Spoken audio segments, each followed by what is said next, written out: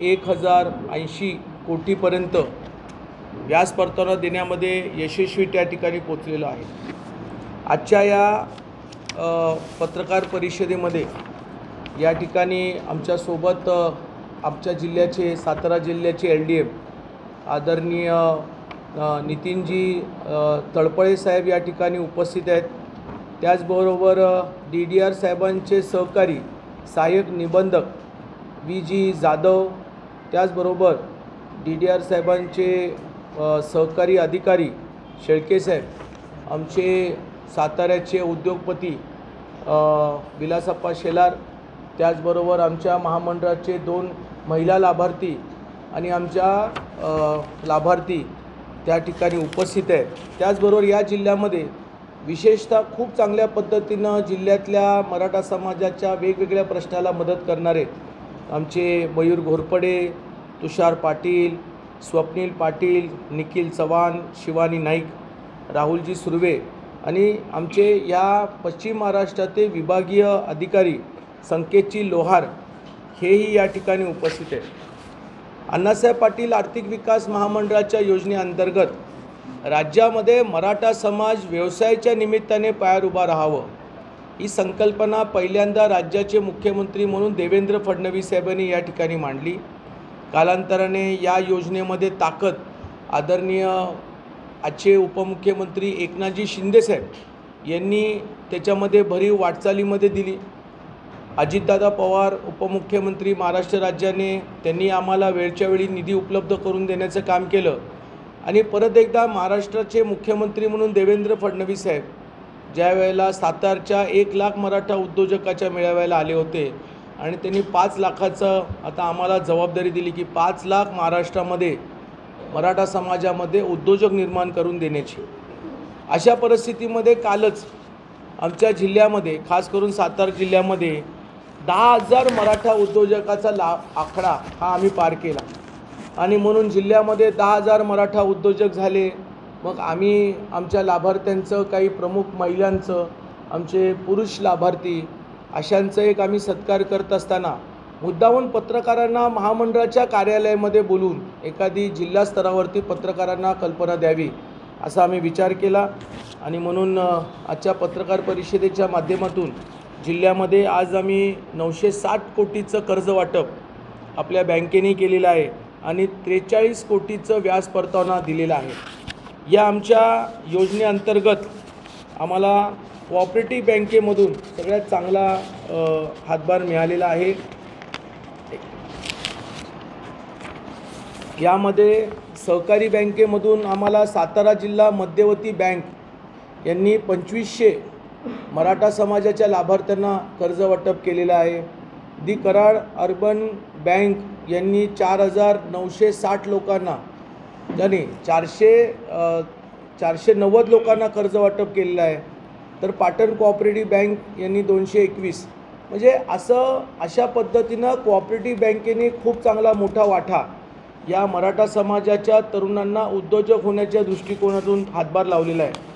तर राष्ट्रीयकृत बँका ज्यांच्यावरती राज्य सरकारचं जास्त लक्ष असतं, कारण राज्य सरकार राष्ट्रीयकृत बँकांकडूनच केंद्र आणि राज्याच्या योजनेची अंमलबजावणी करत असते आणि आम्हाला आनंद वाटतो की आपल्या जिल्ह्यामध्ये AU फायनान्स यांनी साधारण 952 मराठा उद्योजकांना कर्ज दिलेलं आहे। HDFC बँकेने 713 दिलेले आहे, बँक ऑफ इंडियाने दिलेले आहे, बँक ऑफ महाराष्ट्र जी आमची राज्यामध्ये लीड बँक आहे त्याने 300-350 लोकांना कर्ज दिलेले आहे।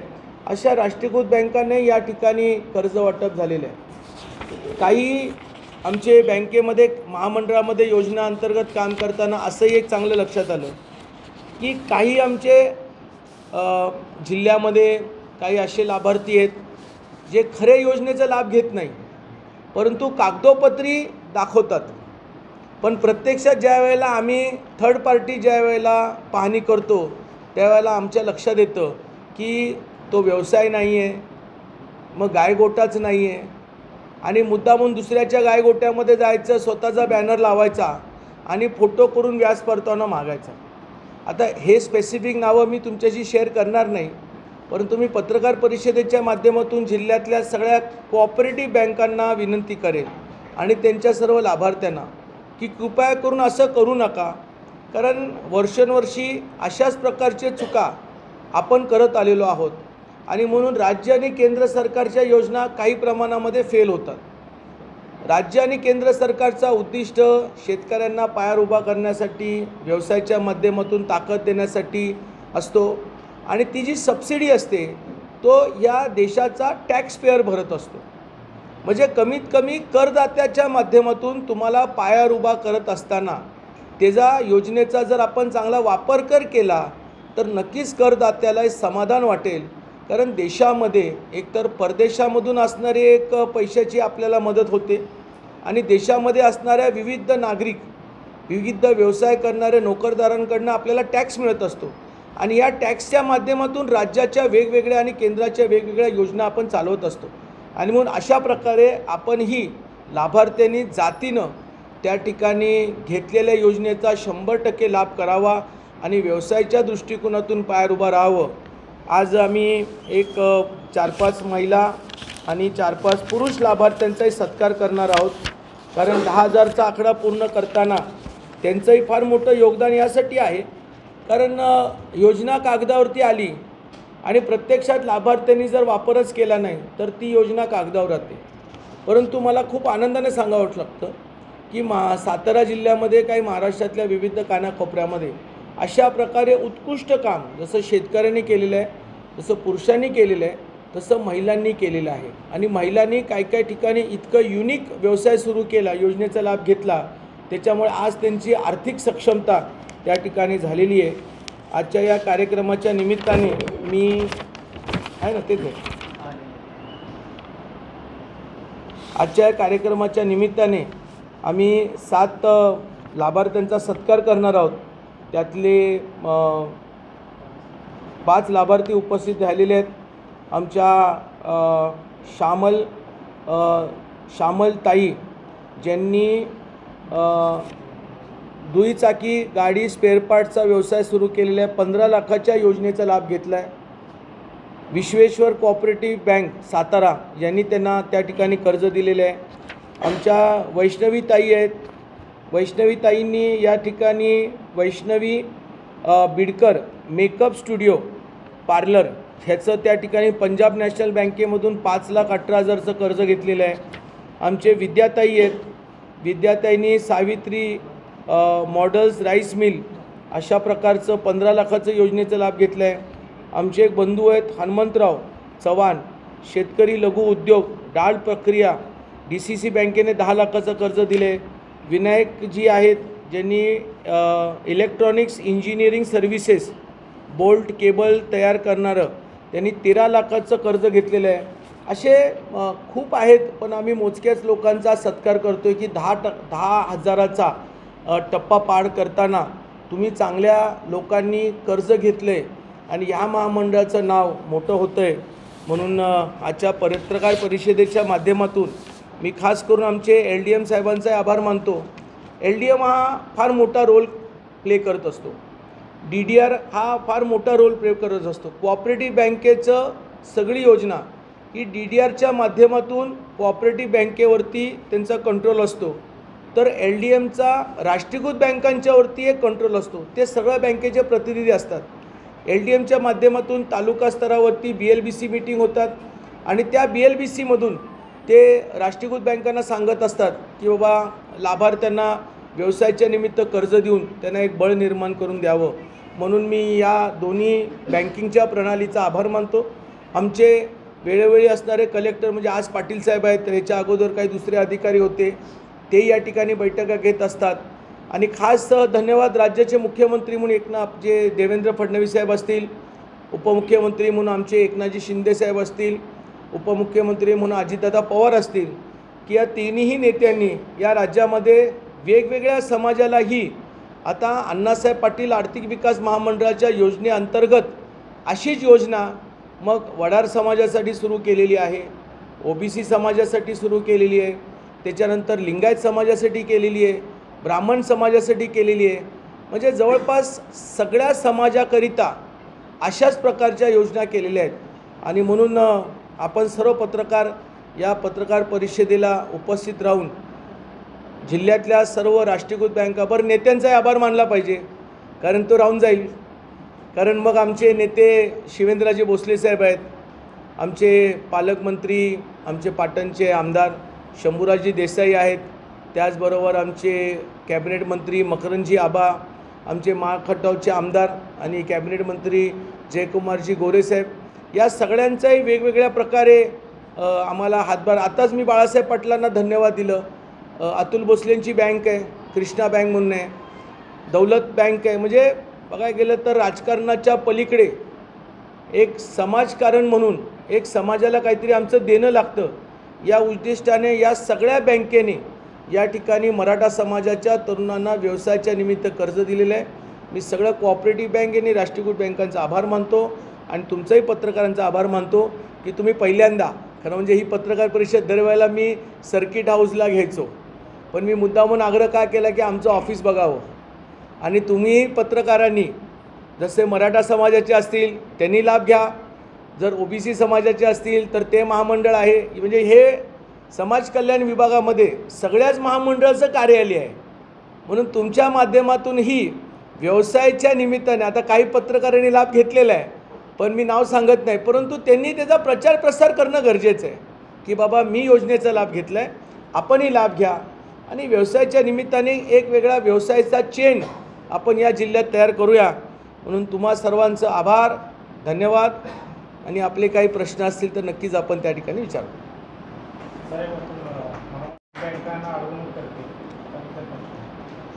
महामंडळातून आम्ही कर्ज देत नाही, तर महामंडळातून आम्ही एक पहिलं प्रमाणपत्र देतो की हा एक मराठा समाजाचा लाभार्थी आहे. दुसरं, त्याला व्यवसायाच्या निमित्ताने त्याचा अनुभव असला पाहिजे, त्याचं प्रशिक्षण असलं पाहिजे आणि त्या आधारावरती त्यांनी बँकेमध्ये गेलं पाहिजे. काही ठिकाणी बँकेमधून जर काय अडवणूक होते तर आमची दर 3 महिन्याला BLBC होते आणि आम्ही आमचं कार्यालय उघडलेलं आहे. कधी कधी काय होतं की आपल्या लाभार्थ्यांनी कुठल्या तरी फायनान्स कंपनीचं कर्ज घेतल्यामुळे थकलं असलं तर सिबिल खराब होतो, परंतु अशी एखादी आमच्याकडे तक्रार आली तर आम्ही पर्सनली त्यामध्ये लक्ष घालतो आणि त्याला मार्ग काढतो आणि बँकेच्या मॅनेजरलाही फोन करतो आणि त्याला योजना माहीत नसेल तर त्याला योजना सांगून त्या लाभार्थ्याला कर्ज मिळावं याचा आम्ही त्या ठिकाणी प्रयत्न करत असतो. कालावधी हा खूप वाढतो, कधी-कधी तो 2 महिने, कधी-कधी आता तो 3 महिने असा पर्यंत जातो. तो कालावधी कधी कमीत कमी 15 दिवसाचा असावा असे खरं म्हणजे मला असं वाटतं की एक ह्या 2018 पासून मी सातत्याने या महामंडळ 1 आठवड्यामध्ये व्याज परतावा मिळालाच पाहिजे. परंतु काय होतं की आमच्याकडे प्रशासकीय अधिकारी म्हणजे राज्यामध्ये प्रशासकीय अधिकारी म्हणजे तो त्या आमदार आणि मंत्र्यांपेक्षा मोठा असतो आणि त्याचा इगो वेगळा असतो. मग त्याचं आर्थिक उत्पन्न काय आहे, त्याला काय समाधान, पगारामध्ये तो समाधानी आहे का नाही. आमच्या महामंडळ हे कंप्लीट ऑनलाईन आहे आणि म्हणजे ह्याच्यामध्ये तुम्हाला काय घेऊन जाताच येणार नाही, तुम्हाला ऑनलाईन घेऊन जावं लागेल. त्याच्यामुळे अधिकारी जो वर्ग येतो तो या कामाला दुय्यम वेळ देतो आणि कधीकधी माझंही त्या अधिकाऱ्यांच्या बरोबर थोडंसं भांडण होतं, वैचारिक भांडण होतं. उदाहरणार्थ एक अधिकारी आले, त्यांनी अचानकपणे 61 कर्मचारी एका रात्री काढून टाकले आणि मग आम्हाला एकनाथ शिंदे साहेबांकडे जावं लागलं, मुख्यमंत्र्यांकडे, आणि मग मुख्यमंत्र्यांना त्यांनाच बदली करावं लागलं आणि ती आपलीच भावकीतला माणूस होता. मग कधीकधी हे अधिकाऱ्यांनाही कळत नाही की आपण समाजाला काहीतरी देणं लागतो म्हणून या महामंडळावर आहे. व्याज परतावा देत असताना MDंचं जे प्रशासकीय अधिकारी MD आहे त्यांच्याकडे बँकेच्या OTP द्यायची एक परंपरा आहे. त्याच्यामुळे आम्ही मागच्या बोर्ड मिटिंगला सांगितलं की आता मोठमोठे MD येतात ज्यांनी फार मोठमोठ्या पदावर काम केले, हे महामंडळ छोटे आहे आणि आमचं ऑनलाईन आहे, त्याच्यामुळे आर्थिक स्तोत्र काय नसल्यामुळे यदाकदाचित तिथं जरा डिले होत असेल तर मग आम्ही विनंती केली की चेअरमनला आणि कॅफोला अधिकार द्यावा. तो अजून ठराव झाला नाही, परंतु माझा व्यक्तिशः प्रयत्न आहे की कमीत कमी 1 आठवड्याने जास्तीत जास्त 15 दिवस ह्याच्या पलीकडं लाभार्थ्याला जर व्याज परतावा देण्यासाठी जर दिरंगाई झाली तर ज्यांच्यामुळे दिरंगाई झाली त्या असणाऱ्या लोकांकडनं त्याला दंड लागावा, त्या अधिकाऱ्याला दंड लागावा, किंबहुना त्या असणाऱ्या लाभार्थ्याला अधिकची काही रक्कम दिली पाहिजे. अशा प्रकारचा बोर्ड मीटिंगमध्ये मी तो विषय घेणार आहे. कारण आमच्याकडे परंपरा अशी आहे की जर तुम्ही एक इन्स्टॉलमेंट भरायचं हुकला तर आम्ही त्याचा व्याज परतावा देत नाही. परंतु जर एखाद्या लाभार्थ्यांनी वेळेवर इन्स्टॉलमेंट भरलं असेल आणि महामंडळ त्याला वेळेवर द्यायचं जर अपयशी ठरलं तर महामंडळालाही दंड झाला पाहिजे, दोघांनाही झाला पाहिजे. आणि म्हणून आम्ही मुख्यमंत्र्यांकडे हा विषय मांडून याच्यामध्ये चांगल्या पद्धतीचा निर्णय घेणार आहे. इतर महामंडळांच्या आणि आपल्या साहेबांच्या आर्थिक महामंडळाच्या याच्यामध्ये रचनेमध्ये किंवा आता जे आपण म्हणतो की निधीमध्ये थोडा फरक दिसतो की हे महामंडळ वेगानं पुढे जातात, पण त्या मानाने बाकीची महामंडळ आहेत तेवढ्या प्रोग्रेसमध्ये म्हणजे काय नेमकं याच्यात? साहेब, मला एक विशेष जबाबदारी आदरणीय देवेंद्र फडणवीस साहेबांनी दिली. ते म्हटली जमिनीवर जाऊन काम करा. महामंडळ म्हणजे उत्पन्नाचं एक साधन, इतिहासामध्ये आता ते जमा झालेलं आहे.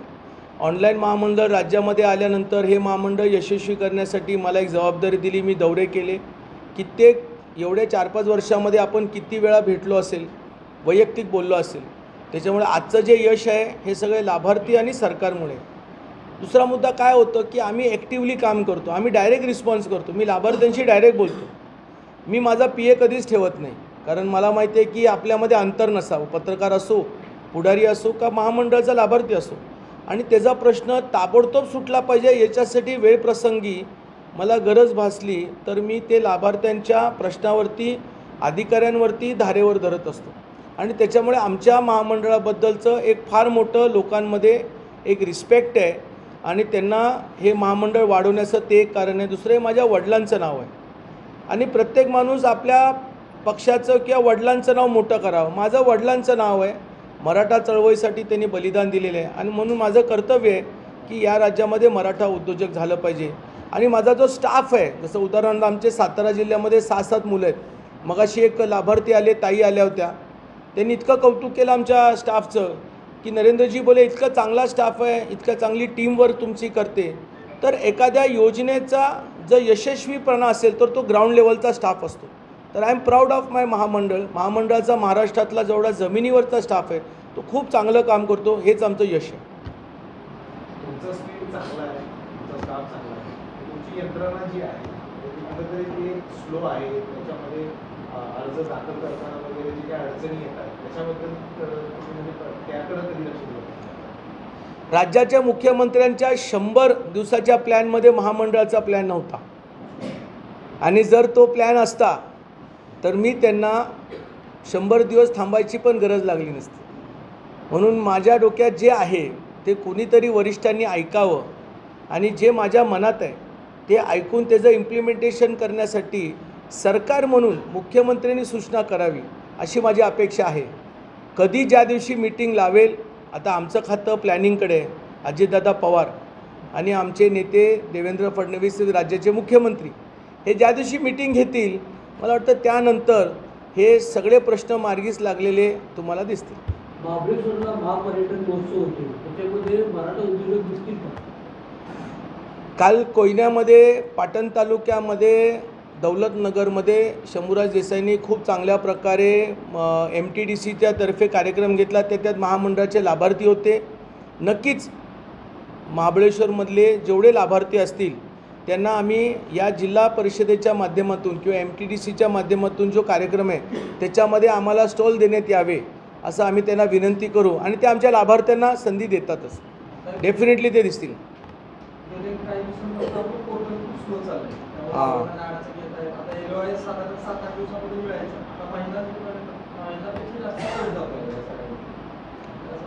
तुमचे 2 प्रश्न आहेत. पोर्टल स्लो झालं ही गोष्ट खरी आहे. आमची 2016-17 पासूनची जी सॉफ्टवेअरची कंपनी आहे तिने अपग्रेड केलं नाही.